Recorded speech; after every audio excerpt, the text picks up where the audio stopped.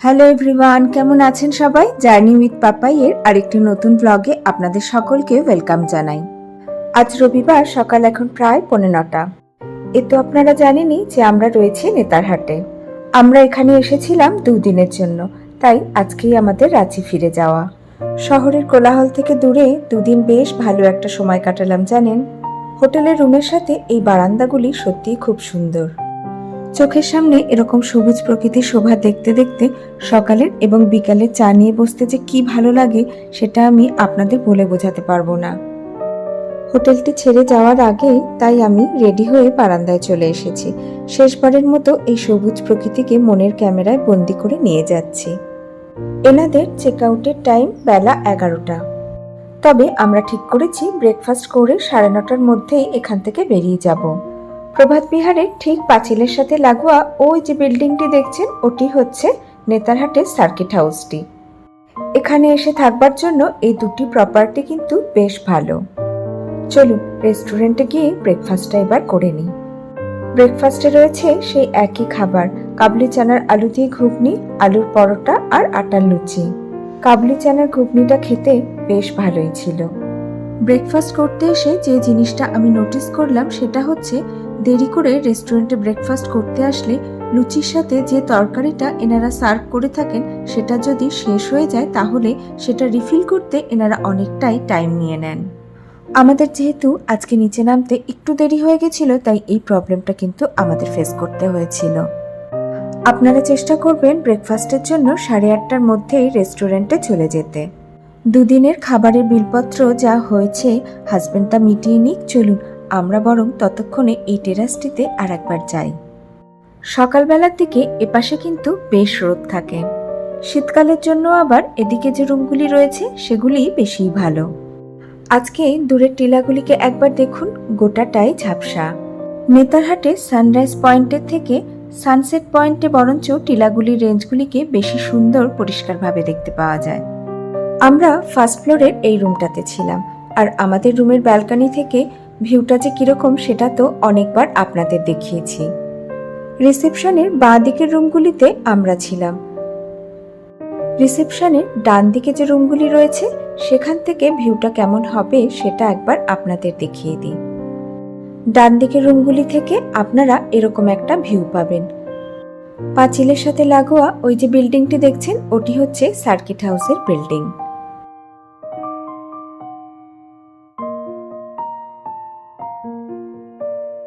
ওপাশে লাল রঙের শেড দেওয়া ছোট্ট ছোট্ট ঘরগুলি হচ্ছে এনাদের টেন্ট। তবে এই টেন্টগুলি এখন প্রায় সবই বন্ধ। ঠিক 10:45 নাগাদ আমরা হোটেল থেকে বেরিয়ে পড়েছিলাম। এখন একটু যাচ্ছি নেতারহাট স্কুলটি দেখতে। নেতারহাট মেন মার্কেট থেকে সোজা রাস্তাটি চলে গেছে নেতারহাট স্কুলের দিকে। স্কুলে যাওয়ার এই রাস্তাটিকে একবার দেখুন, ঘন পাইন গাছ দিয়ে সাজানো অসম্ভব সুন্দর একটি রাস্তা।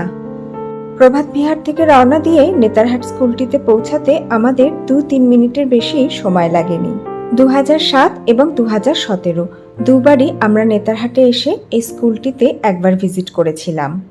2017 সালে কলেজের পিকনিকে এসে এই স্কুলের গেটের সামনেই আমাদের সবার গ্রুপ ফটো তোলা হয়েছিল। ওই যে সামনেই দেখা যাচ্ছে স্কুলের মেন গেটটি। এপাশে আবার দেখুন, ঠিক স্কুলের গেটের সামনে বিশাল বড় একটা মাঠ রয়েছে। মাঠটির মধ্যে গোল পোস্ট লাগানো দেখে আমার মনে হলো এখানে মনে হয় ফুটবল খেলা হয়। কিন্তু গেটের সাথে ঝোলানো এই সাইনবোর্ডটি তো আগে ছিল না। Visitors are not allowed. মনে হচ্ছে এখন ট্যুরিস্টদের আর ভেতরে ঢুকতে দেওয়া হয় না। কিন্তু বিশ্বাস করুন, আগের দুবার এসেও এই স্কুলটির ভিতরে আমরা ঢুকেছিলাম। প্রায় 70 বছরের পুরনো এই স্কুলটি স্টাবলিশ হয়েছিল 15ই নভেম্বর 1954 সালে। স্কুলের ভিতরটা একবার দেখুন, খুব সুন্দর করে সাজানো গোছানো। নেতারহাটের এই বোর্ডিং স্কুলটি কিন্তু অনলি ফর বয়েজ। এই স্কুলের অনেক ছাত্রই আইএএস, আইপিএস এবং সিভিল সার্ভিসের জন্য নির্বাচিত হয়েছে। মহান গণিতজ্ঞ বশিষ্ঠ নারায়ণ এবং সিবিআই এর পূর্ব ডিরেক্টর ডক্টর ত্রিনাথ মিশ্র এবং ডক্টর রাকেশ আস্থানা এই স্কুলেরই ছাত্র ছিলেন। এদিকে আবার দেখুন আমার হাজবেন্ড মানে আপনাদের দাদা কি কুড়িয়ে পেয়েছে। এটাকে কি বলে বলুন তো? পাইন গাছের ফল না ফুল? আমাকে কমেন্ট করে জানাবেন। প্রভাত বিহারী হোটেলের সাথে লাগোয়া যে পিপলি হাউস নামের দোকানটি ছিল সেখানে আবার এই জিনিসটি বিক্রিও হচ্ছিল। এবারে আমার সাথে সাথে আপনাদেরও লাগটা খারাপ, আমিও স্কুলের ভেতরে ঢুকতে পারলাম না আর আপনাদেরও দেখাতে পারলাম না। গাড়িটা দুদিন মোছা হয়নি, তাই হাজবেন্ড একটু গাড়িটাকে মুছে নিচ্ছে, বিশেষ করে সামনের কাজটা, না হলে ড্রাইভ করতে বেশ অসুবিধা হয়ে যায়। এই জায়গাটিতে দাঁড়িয়েও নেতারহাট লেকের একটা ভিউ দেখতে পাওয়া যায়। ওই যে দূরে গাছের ডালের ফাঁক দিয়ে একটু লক্ষ্য করুন, নেতারহাট লেকটিকে একদম পরিষ্কার এখান থেকে দেখা যাচ্ছে। আসলে নেতারহাটে ঘুরে দেখার জায়গাগুলি খুবই কাছাকাছি। এখানে চ্যালেট হাউস নামের একটি খুব সুন্দর ব্রিটিশ বাংলো রয়েছে, আমরা আগে দেখেছি বলে এবার আর যাচ্ছি না। জায়গাটিতে একটি কল ছিল জানেন, তাই হাজবেন্ডের গাড়িটা মুছতে বেশ সুবিধা হয়েছে। আপনারা নেতারহাট ঘুরতে আসলে চ্যালেট হাউসটি কিন্তু অবশ্যই দেখবেন, মিস করবেন না। চলুন, আমাদের গাড়ি প্রায় মোছা হয়ে গেছে আর ঘড়িতে এখন সময় প্রায় 10:15 হয়ে গেছে। এবার বেরোনো যাক। 10:15 বেরিয়ে রাস্তায় যদি একটু ব্রেক নিয়ে ফটো তুলি কিংবা লাঞ্চ করি, তাহলেও বাড়ি পৌঁছাতে পৌঁছাতে আমাদের প্রায় 3টে বেজেই যাবে। এখন যাচ্ছি নেতারহাট মেন মার্কেটের মধ্যে দিয়ে। মার্কেট ক্রস করার পরেই শুরু হয়ে যাবে শাল পিয়ালের জঙ্গলে ঘেরা আঁকাবাঁকা পাহাড়ি রাস্তা। এখানে একটা কথা আপনাদের বলে রাখা ভালো, নেতারহাটের পাহাড়ে ওঠার সময় যতটা সময় লাগে, নামার সময় কিন্তু অতটা সময় আর লাগে না। যেহেতু ওঠার সময় পাহাড়ি রাস্তা ধরে খাড়া উপরে উঠতে হয়, তাই উঠতে একটু সময় বেশি লাগে। আমাদের এই ট্রিপটা ছিল গরমে, তবে প্রত্যেকটা সিজনেই প্রত্যেকটা ঋতুতেই নেতারহাট অপরূপ সুন্দরী। আমাদের গ্রীষ্মকাল এবং শীতকালে নেতারহাট ভিজিট হয়ে গেল, একবার বর্ষাকালে আসার ইচ্ছা রইল।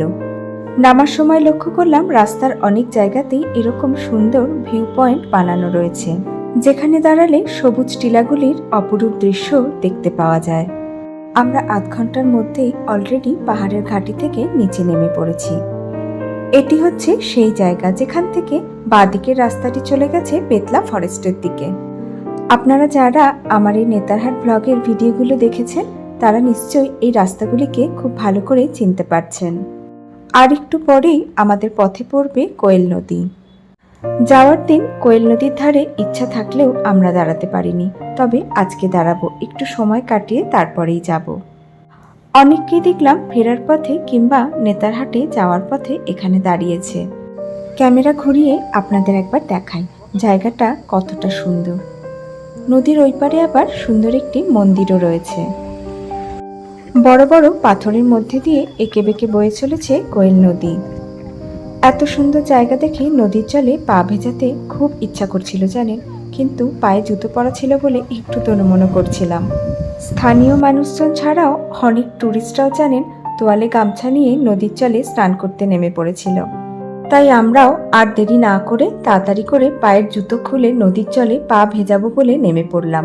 কোয়েল নদীতে জল এখন খুবই কম, তবে বর্ষাকালে এই নদী কিন্তু অনেকটাই ভয়ঙ্কর হয়ে যায়। স্বচ্ছ কাচের জলের উপরে যখন সূর্যের আলো পড়ে, তখন বয়ে যাওয়া নদীর নিচের বালিগুলি ঠিক এইভাবেই চকচক করে ওঠে। কোয়েল নদীর দুদিকে আপনারা দুরকম ভিউ দেখতে পারবেন, একদিকে ব্রিজের সাথে একরকম ভিউ আর অন্যদিকে পাথরের মধ্যে দিয়ে বয়ে যাওয়া কোয়েল নদীর আর এক রকম ভিউ।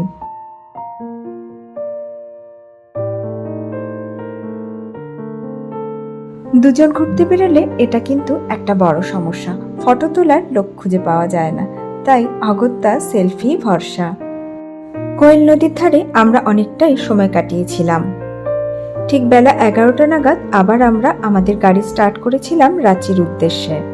বেলা 11:30 নাগাদ আবার আমরা দাঁড়িয়ে পড়েছিলাম রাস্তার ধারের একটি ঠেলার সামনে আখের রস খাবো বলে। তবে আখের রস খাওয়ার আগে যে জায়গাটিতে আমরা এখন দাঁড়িয়ে আছি, সেই জায়গাটি আমি একবার আপনাদের ক্যামেরা ঘুরিয়ে দেখাতে চাই। কি সুন্দর শান্ত একটা পরিবেশ দেখুন। জানেন, রাঁচি শহরের গণ্ডির বাইরে বেরোলেই আপনারা দেখতে পাবেন ঝাড়খণ্ডের গ্রাম্য অঞ্চলের শান্ত সবুজ নির্জন সুন্দর এরকম পরিবেশ। আর এই কথাগুলি আমি রাঁচিতে থাকি বলেই আপনাদের বলতে পারছি।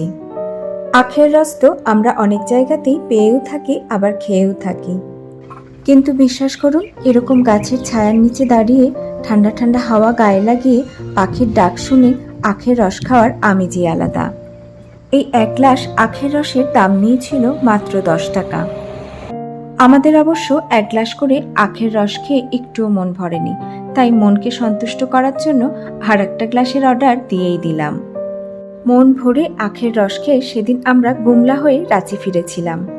আপনারা ফেরার সময় লোহারদাগা হয়েও রাঁচি ফিরতে পারেন, আবার গুমলা হয়েও রাঁচি ফিরতে পারেন, তবে গুমলার দিকে রাস্তাটা বেশি ভালো।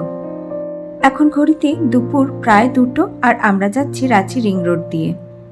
এই রিং রোডের উপরেই ভাবছি কোনো একটি রেস্টুরেন্টে দাঁড়িয়ে লাঞ্চ করে তারপরে একবারে বাড়ি ঢুকবো।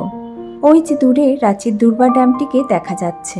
রিং রোডের উপরেই যে রেস্টুরেন্টে আমরা লাঞ্চ করব বলে ঢুকেছিলাম, তার পিছন দিকে এরকম একটি খোলা জায়গা ছিল, যেখান থেকে রাঁচির দুর্বা ড্যামটিকে একদম পরিষ্কার দেখা যাচ্ছিল।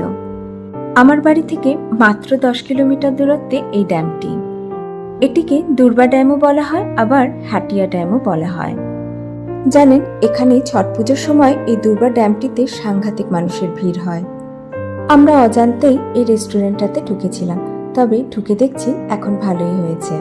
সামনে এত সুন্দর দৃশ্য দেখতে দেখতে দুপুরের লাঞ্চটা করতে পারবো। এখান থেকে দেখে আপনারা নিশ্চয়ই বুঝতে পারছেন যে ড্যামটি কতটা বড়। আপনারা রাঁচি ঘুরতে আসলে যদি দশম ফলস দেখতে যান, তাহলে এই দুর্বা ড্যামটিকে অবশ্যই একবার দেখে যাবেন। এখন যেহেতু চড়া দুপুর, তাই বাইরে বেশ গরম, কিন্তু তবু জানেন, জায়গাটির চারিদিকটা যেহেতু খোলা আর পিছনে এত সুন্দর জলাধার, একটা ঠান্ডা মিলমিলে হাওয়া বইছিল। ভিতরেও বসার জায়গা ছিল, কিন্তু আমরা ঠিক করলাম এখানেই বসে লাঞ্চটা সারবো।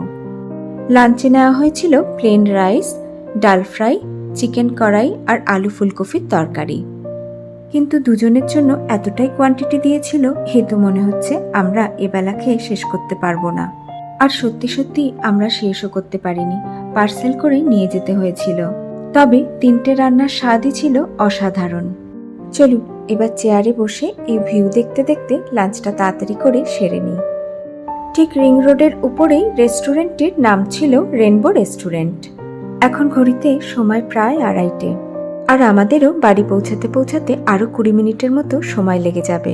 তাহলে চলুন আমরা এখন ধীরে সুস্থে বাড়ি পৌঁছাই। আর এই রাস্তায় যেতে যেতে আমি আজকের ভিডিওটি শেষ করছি।